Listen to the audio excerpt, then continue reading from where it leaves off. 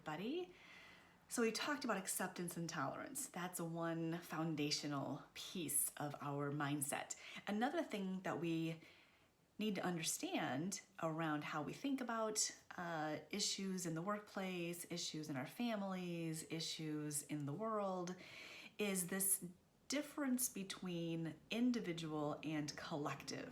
And we all tend to think in one way more naturally than the other, and this has both pros and cons.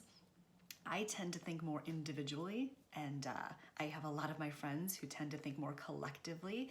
The collective folks are going to be more the ones out shouting from the rooftops about the ills of society, and I'm going to see those ills and be pressed into activism, but I'm always going to translate it down to the individual level. The challenge with the individual level is we can ignore what's going on in the bigger spaces in the collective and focus only on keeping ourselves comfortable. The main difference between the individual and the collective, and why we need both, is the individual level is our level of responsibility. If we disconnect from the collective, which is the realm of opportunity, we are going to disconnect how we participate in limiting the opportunities of everybody. We're only going to see our individual opportunities, and we're only going to take responsibility for those individual opportunities. If we're only collectivists, we're going to always be disconnecting ourselves and distancing ourselves from the part that we play in limiting, right? We all participate in the same systems, but we need to have both the individual mindset. Where is the personal responsibility, the personal accountability? What am I individually doing to contribute to become aware of my own practices, my own investment in policies?